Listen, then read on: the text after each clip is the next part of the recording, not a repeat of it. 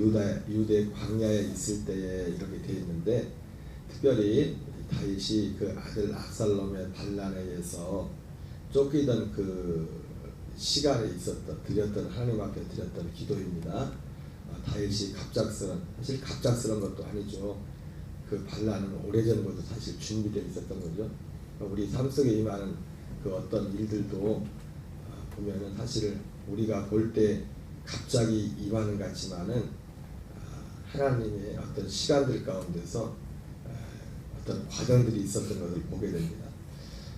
다윗이 그 아들 압살롬에게 쫓겨서 급하게 이제는 도망을 가게 되는데, 특별히 이제는 처음에 이제는 이게 도망을 갈 때 성에서 사람들이 나오는데 제일 먼저 이제 법궤를 가지고 사독 제사장과 아비아달 제사장이 법궤를 메고 나오고 이제 백성들을 기다리다가 사무엘하 15장 그 내용에 보면은 이제 다윗이 무슨 마음이 들었는지 사독과 그 아비아달을 그냥 다시 성으로 들어가라고 합니다.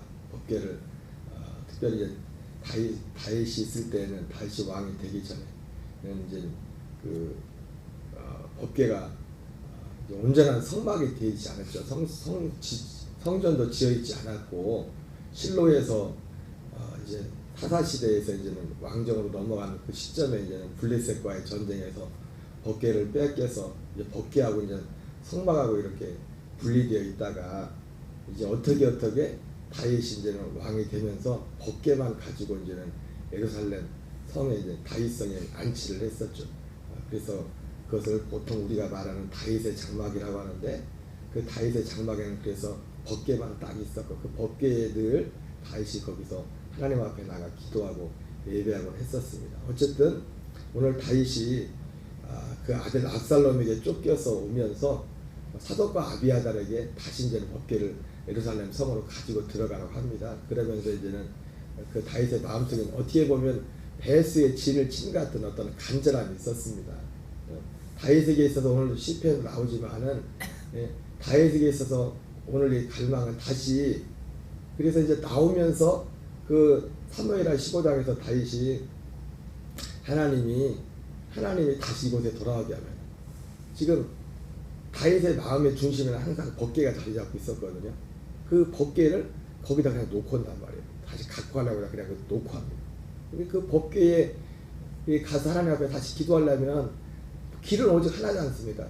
지금 쫓겨가고 있는 신대지만은 다시 돌아와가지고 그 압살롬의 반란을 제압하고 정상으로 돌아가야만 거기에서 그 다윗의 장막에 다시 들어가서 전에처럼, 오늘 시편 63편에도 그런 내용들을 이제 말하고 있지만, 전에와 같이 하나님 앞에서 하나님을 예배하고 기도할 수 있는 그런 그거 오직 방법 하나밖에 없지 않습니까? 그래서 그런 마음으로 다윗이 베스의 진을 친 것처럼 다윗이 그 법궤를 돌려보냅니다. 그리고 물론 거기에는 이제는 그 아히도벨의 그 계략을 패하기 위한 다윗의 어떤 한 가지 마음도 있었지만, 그렇게 하고 이제 도망을 와가지고 이제 오늘 성경을 보면은 이제 요단강을 건너가면 이제 그 압살롬의 추격에서는 피할 수 있지 않습니까?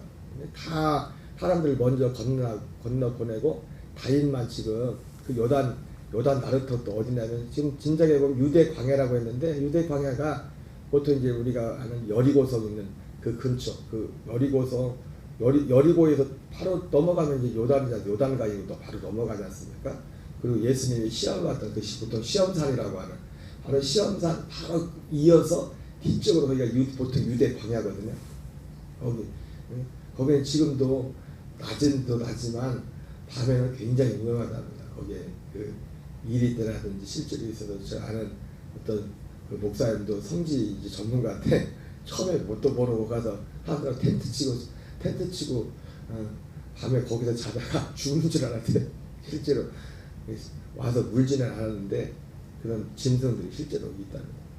그 유대 광야 다 바로 거기에서 다윗이 오늘 하나님 앞에, 다윗 거의 남지 않았어요. 다른 사람들 자기와 같은 일행들은 이미 요단강을 건너 보내고 자기는 지금 아직 건너지 않고 그런 상황에서 하나님 앞에 마치 그 법궤를 다시 돌려보내면서 법궤를 다시 돌려보낼 때는 다시 하나님 거기로 자기를 이런 상황에서 자기를 그 회복시켜 달라는 그런 간절함이 거기에 묻어 있었던 것입니다. 그래서 오늘 다윗은 그런 마음의 중심을 가지고 시편 63편에 하나님 앞에 기도를 드렸습니다.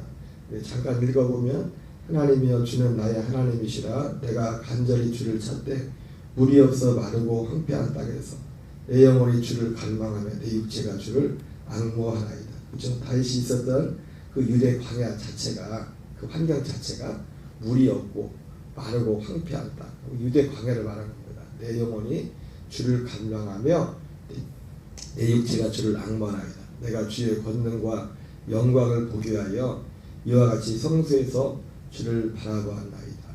그러면서 다윗이 지금 유대 광야에서 지금 그 상황이 그런 상황에서 다윗이 물이 그 혼이 주를 갈망하며 육체가 주를 앙모하나이다 이렇게 말하고 있는데 이것은 단지 지금 어떤 상황적인 그런 다윗에게 처한 어떤 물리적인 그런 상황뿐만 아니라 방금 말했던 것처럼 다윗이 그 사모하는 것은 다윗이 오늘 주의 인자하심을 오늘 뒤에 보면 주의 인자하심이 생명보다 나음으로 이렇게 표현하고 있는데 그 표현은 그 생명이 소중한 것 그 이상으로 다윗에게 있어서는 사실은 우리의 생명이라는 것 자체도 지금 우리의 생명으로 존재하는 우리가 생명을 말할 때는 사실은 우리에게는 두 가지 의미가 있죠. 하나는 실제로 지금 오늘 하루하루 육신의 생명을 가지고 육체 가운데 가하고 있는 지금 이런 상황 이것을 생명이라고 할 수 있죠. 그죠? 이 생명이 있고 일반적으로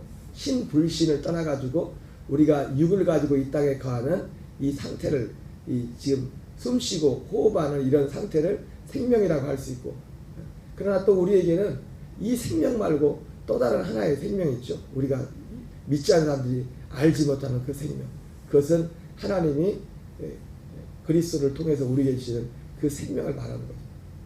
그 사실은 그것이 그 모든 것들이 사실은 다윗은 주의 인자하심이 생명보다 나음으로 그렇게 말했는데 그 우리의 생명의 이 모든 근거는 뭐냐면 한마디로 주님의 인자하심입니다. 주님의 인자하심의 열매가 뭐냐면 우리의 생명 그 자체가 주님의 인자하심인데 물론 다윗이 말할 때 여기서 주의 인자하심은 지금 자기가 처해 있는 이런 환경 가운데서 1차적으로 지금 생명이 위협을 받고 있지 않습니까? 지금 육신의 생명이 위협을 받고 있는데 그 육신의 생명을 하나님이 보존해 주시고 지켜주는 것이 주님의 인자하심이겠죠. 어쨌든 사실은 생명보다 더 중요한 게 없는데 그 생명이 온전한 생명으로 역사할 수 있게 하는 사실 그 뿌리가 뭐냐면 주님의 인자하심입니다. 그래서 다윗이 주의 인자하심이 생명보다 나음으로 이렇게 말했을 때는 그런 의미에서 생명이 소중하기 때문에 그런데 이 생명을 생명되게 하는 정상적으로 활동하게 하는 그 역사에는 그 뿌리가 뭐냐면 주님의 인자하심이라고.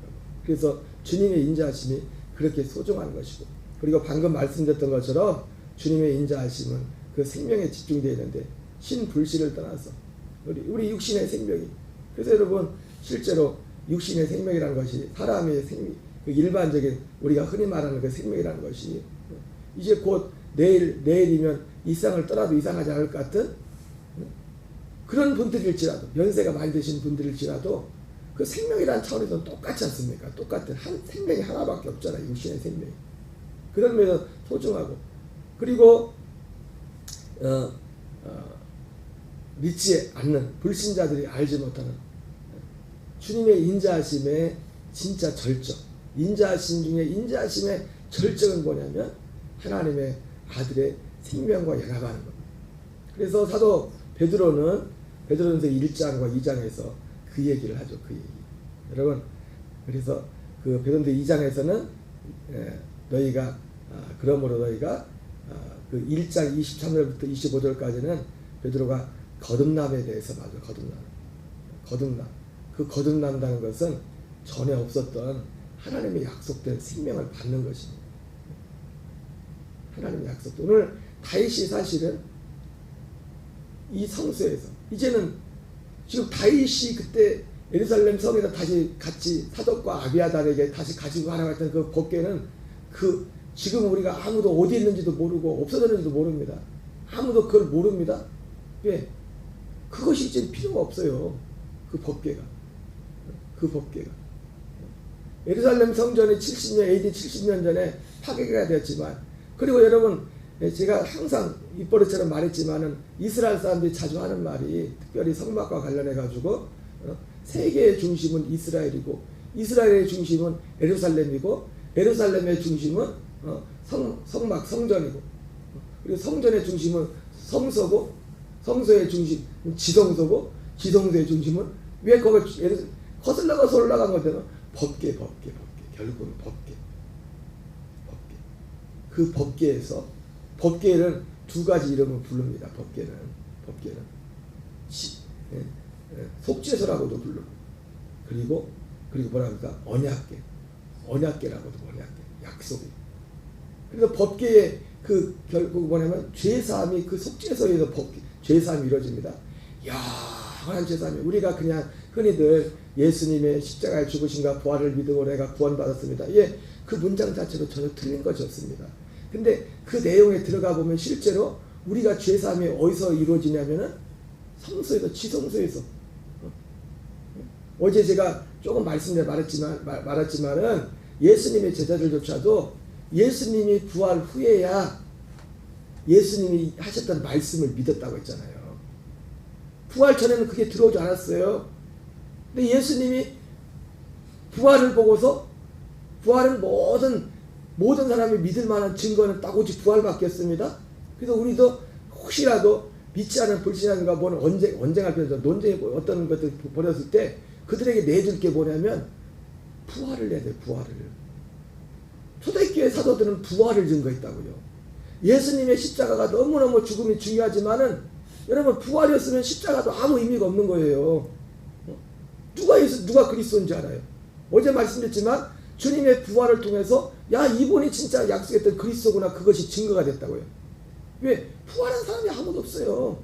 죽었다 살아난 사람은 있지만 혼동하면 안 됩니다. 죽었다 살아난 거하고 그냥 단지 지금도 아마 1년 이렇게 보면 세계적으로 죽었다가 살아난 사람들이 있을 거예요. 많이 그런 경험을 가진 사람들이 보통 임사치레만 한다고 네? 죽었다 살아난 그래도 그 사람 또 죽어야 돼요. 나사로가 나흘 만에 살아났어도 그 몸은 죽는 몸이라고요. 그러니까 예수님이 부활하신 몸은 죽지 않는 몸이에요. 이 몸이 아니라고 이거. 그리고 보니까 그냥 벽도 그냥 왔다가 통과하는 벽도 통과하는데 또 맛있는 음식도 먹고 우리가 그런 생각하지 않습니까? 나중에 영원 천국에 가면은 뭔 재미로 사나? 아니, 거기도 분명히 먹는 게 있어요. 먹는 재미가 없이 왜? 아니 먹는 몸이라니까요. 뭘 먹을 수 있는 몸이라니까요. 이 몸이. 여러분 그래가지고 보세요.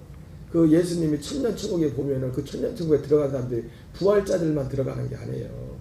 첫째 부활자들과 부활하지 못했지만 첫째 부활의 몸을 잊지 못했지만 구원받은 성도들이 그 천년천국 동안 같이 생활한다. 그래서 그 기간 동안에 인구가 많이 늘어나잖아요.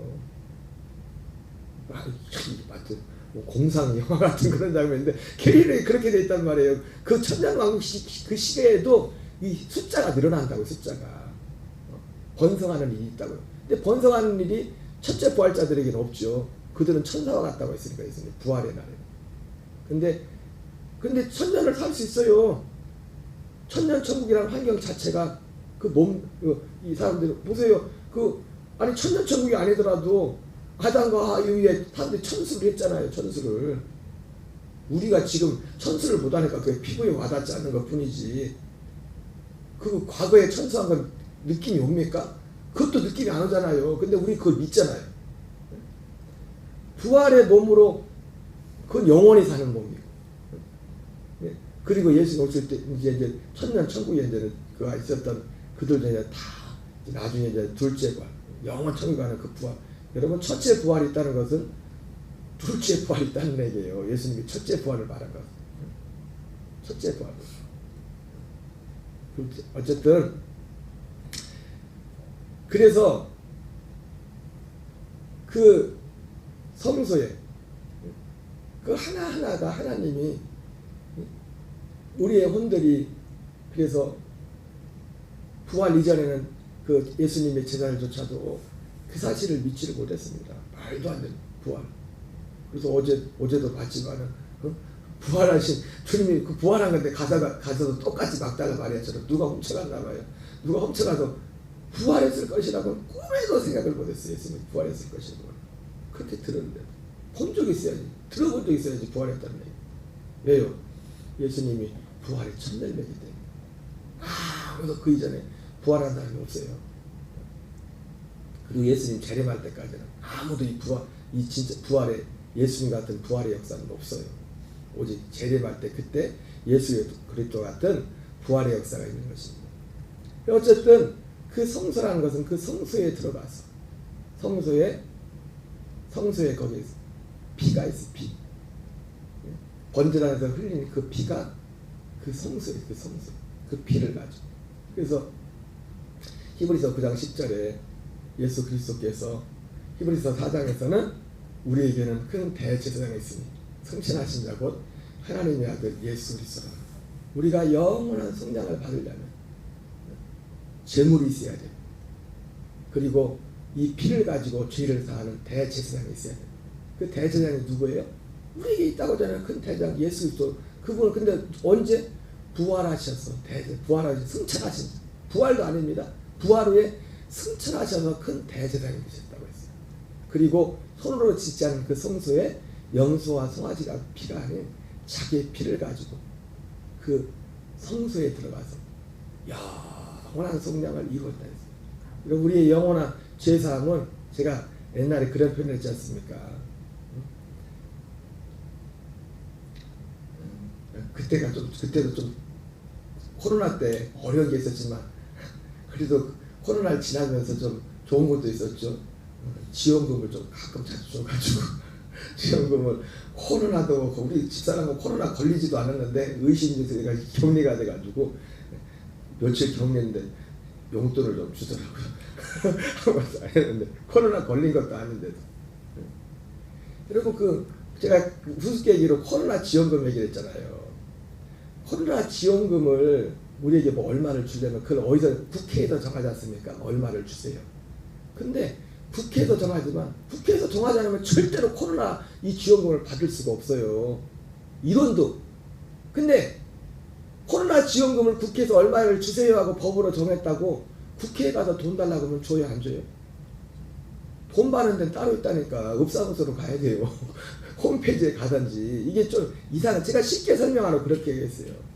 예수님이 번제단에서 십자가에서 죽지 않으면 주님의 그 과정 없이는 우리가 죄사함에 이 구원의 문제가 있을 수가, 구원을 이룰 수가 없어요. 근데 그 구원의 내용 중에 하나가 뭐예요? 죄사함. 구원의 내용은 두 가지라고 했어요. 십자가를 통해서, 십자가의 예수님의 죽음을 통해서 몸과 피를 줬대죠. 몸과 피. 그분의 몸과 피잖아요. 그래서 피로는 우리의 죄를 사하고 몸은 뭡니까? 우리의 죄의 몸을 멸하는 거예요. 그래서 존 웨슬리 목사님은 죄의 구원을 그분의 설교에서 딱 두 가지를 말합니다. 첫 번째, 그가 회심을 하고서 설교했던 첫 번째 설교에서 죄의 세력에서의 구원이라 했어요. 죄의 세력. 그래서 하나님께로 난 자마다 죄를 짓지 않는다고 할 때 그 표현을 어떻게 말하면 우리가 쉽게 말하는 겁니다. 그게 참 특별한 신학적인 게 아니라 죄에 대해서 죽었다는 겁니다. 죽었으면 죄를 안 짓죠. 죄를 이기죠. 내가 아무리 내가 힘으로 막 죄를 짓지 말아야지 계속 생각해봐요. 더 죄를 짓고 싶어요. 그게 사도 바울 로마서 7장. 우리 옛사람이라는 거지. 하지 말아야지. 이게 나쁘다는 건 아는데 하지 말아야면서 내가 아무리 결심을 하고 해보세요. 안 돼요, 안 돼. 길은 하나밖에 없어요. 죽는 길밖에 없어요. 죽는 길. 복음이 왜 우리에게 복음이냐? 이거를 가능하게 한다는 거예요. 이거를 가능하게. 그래서 그것이 생명의 성령의 법이고 로마서 8장에서는 8장 3절에서는 사도 바울은 그렇게 말하죠. 율법이 육신으로 말미암아 연약하여 할 수 없는 것을 하나님은 하시나니. 우리 육신이 연약해서 연약함이 뭡니까? 죄와 연합한 죄의 종이 된 그 상태입니다. 우리가 할 수가 없어요. 이 몸 자체가. 길은 죽는 길밖에 없어요. 하나님은 어떻게 하는 방법을 어떻게 합니까? 죄 없는 아들을 죄 있는 육체의 모양으로 보내다. 그 육체의 죄를 청하다. 그 육체를 쫓지 않고 그 영을 쫓아 행하는 자들에게 율법의 요구가 이루어지게 하며 그렇게 말했어요. 그래서 이 법계에서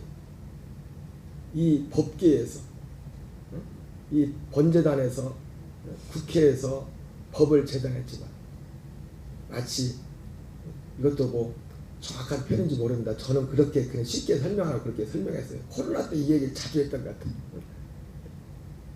그 번제단에서 그 흘린 피를 가지고 대제사장이신 그 예수께서 승천하신 그분이 대제사장이 되셔서 염소와 송아지 피가 아니라 그 피는 어디에서 흘린 피입니까? 번제단 골고다 십자가에서 영문 밖에서 흘린 피예요. 영문 밖에서 흘린 그 피를 가지고 성소에까지 들어가셔서 그 성소에서 우리의 영원한 죄를 속량하셨다. 그리고 그 번제단에 그 몸을 우리의 죄의 몸을 변하고 성소에서 우리의 영원한 죄를 속량하고 그 성소 안에는 그 성소는 또 거처 처소가 됩니다. 우리 혼들이 저하는 거처가 요한복음 14장 예수님이 내가 너희를 위해 처소를 예비하는데 그 처소는 예수님 재림 때가 아니라고 했어요. 14장 15장에 너무 정확히 나와있어요. 조금 있으면 너희가 나를 보지 못할 것이요 조금 있으면 너희가 나를 보리라. 조금 있으면 세상은 나를 보지 못할 것이요 세상은 못 보죠. 조금 있으면 너희는 나를 보리라. 육신의 눈으로 보는 게 아닙니다. 우리가 하나님을 육신의 눈으로 보지 못하도 우리가 예를 들자면 하나님이 보이는데 안 보이는 날을 언제 쉽게 체험할 수 있는 게 경험할 수 있는 게 뭐냐면 죄를 져보거나 죄를 져보면 하나님이 나와 함께 있을 때와 그렇다고 일부러 죄를 지면 안 됩니다. 죄를 지면 하나님이 그런 실험을 할 필요는 없습니다. 우리가 하나님을 본다는 게 우리나라 말이 참 좋은 게 뭐냐면 본다는 게 사람도 눈으로만 보는 게 아니잖아요. 보는 게 육신의 눈으로만 보는 게 아니잖아요. 만져본다, 맛본다, 느껴본다. 육신의 눈으로 보이지 않아도 주님이 내 안에 계신 게 보이잖아요. 안 보일 때와 그 보이는 것을 더 실감할 거 보려면 안 보이면 안 보이는 것 같은 그런 예를 들어서 죄를 짓고 그런 어둠 가운데 있을 때 그런 어떤 느낌 그런 것을 보면 더 실감이 돼요. 하나님이 보이는 것이 하나님이 보인다는 거 어떤 느낌들이. 하나님 저도 하나님이 보입니까? 안 보이지만은 제가 작년인가 연말에도 그걸 이렇게 보여줬지만 지금 뭐 교우들이 뭐 지금도 저희 교회는 몇 분 안 되지만은 그나마 지금 몇 분 안 되는 교인들의 절반 이상이 2년 3년 사이에 오신 분인데 이 권사님 빼고 3분의 2라고 얘기했다 그럼 저 빼고 여기 3분의 2가 지금 거의 3분의 2 이상이 그 2, 3년 사이에 가시고 돌아가시고 막 그러기도 하고 이사 가시기도 하고 그렇게 해로 오신 분들인데 이 오는 이 짧은 가정 가운데서도 하나님이 보이지 않지만 하나님이 분명히 내 마음속에 주신 그 표를 주시고 그런 것들 가운데 하나님이 그걸 그대로 이루신 거거든요. 그대로. 그 과정에 대해서. 그럼 하나님이 보입니까? 하나님이 보이지 않지만 나는 그 과정 가운데 마음에 하나님이 보이는 것 같이 마음에 그 마음을 주시는 거예요. 확신과 마음이. 하나님. 보이지 않지. 보이지 않는 이 일들을 보이지 않는 그 성도에 들어가서 그 피와 그리고 요한복음 14장에 나오는 그러니까 주님은 우리의 부활하여 승천하시는 우리의 성수가 되시고 우리 혼들의 거처가 되시고 거기서 영원한 속량과 법계 아까 그게 뭐라고 했습니까? 속죄서라고 했죠. 언약궤라고 했죠. 그 언약궤를 출애굽기가 뭐랍니까? 거기서 내가 너와 만나고 내가 네게 이를 일을 행하리라. 거기서 벗겨진 그 그리스도 안에서 주님이 우리와 만나줘요. 무엇으로 말합니까? 우리의 마음으로 말씀하죠. 생명이 한 생명이 돼가지고 그분의 생명과 연합하여서 우리 하나가 되죠. 어쨌든 다윗의 갈망은 물론 다윗의 이때 당시 다윗의 이런 내용들이 이런 내용들까지 다윗이 열렸는지 모르겠지만 기본적으로 지금 유대 광야에서 다윗이 주의 인자하심을 갈망하는 것은 그런 환경에서의 어떤 반전, 하나님의 육신의 생명을 그런 것도 있지만 그뿐만 아니라 다윗의 진짜 갈망은 바로 예루살렘에 그냥 다시 안치시키고 놓고 왔던 법궤를 향한 갈망. 그 갈망이 마치 여기 1절에 나오는 것처럼 무리 없이 마르고 황폐한 땅에서 내 영혼이 주를 갈망하며 내 육체가 주를 앙모하나이다. 이렇게 말하는 것 같은 것입니다. 사도 베드로가 베드로전서 2장에서 이런 이 거듭남에 대해서 얘기하면서 그 마지 3절에 그렇게 말하죠. 그러니까 이런 거듭났으면 이런 악독들을 버리고 어린아이 같이 신령한 것을 사모하라. 이는 너희가 구원에 이르도록 자라게 하려 함이라. 여러분 하나님이 약속하신 것은 생명의 구원의 생명 구원, 그리고 그 생명 구원을 거듭나서 자라가는 구원입니다. 자라가는 것은 그리스도의 형상을 더 닮아가는 것, 이루어가는 것, 이 구원을. 그래서 그런데 바로 이 법궤를 가지고 따진다면은 이 구원이 바로 이 법궤 대신 그리스도를 만나서 구원이 이루어진 거예요. 그래서 이걸 베드로는 뭐라고 하냐면 인자하심을 맛본 것이라 했어요. 주님의 인자하심 중에 인자하심, 그게 생명과 관련된 거잖아요. 주의 인자하심이 생명보다 나음으로 이 생명, 진짜 주의 인자하심이 없으면 하나님의 육신의 생명도 우리가 보존하는 것이 힘들고, 그리고 하나님의 인자하심 중에 끝판, 세상 요즘 말로 끝판왕은 뭐냐? 하나님의 아들의 생명을 받는 겁니다. 그 생명의 연합에서 사는 거예요. 그래서 베드로는 너희가 주의 인자하심을 맛보았으면 그리하라. 너희가 거듭났으면 그리하라.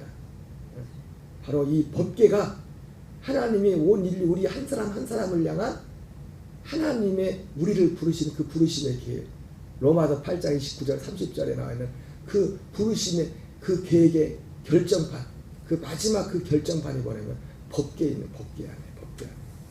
오늘 이 한날도 오직 우리가 이 안에서, 그래서 우리는 이 안에 있을 때 우리는 하나님을 향해서 우리의 담대함이 여기에 있는 겁니다. 왜? 하나님의 계획 가운데 내가 있는데, 내가 하나님의 계획에 그 계획에 부르신 가운데 있는데, 오늘 이 한날도 이 은혜로 승리하는 저와 여러분 되시기 바랍니다. 우리 주기도문으로 마치겠습니다. 하늘에 계신 우리 아버지여, 이름이 거룩히 여김을 받으시오며 나라의 임하옵시며 뜻이 하늘에서 이루어진 것 같이 땅에서 이루어지이다.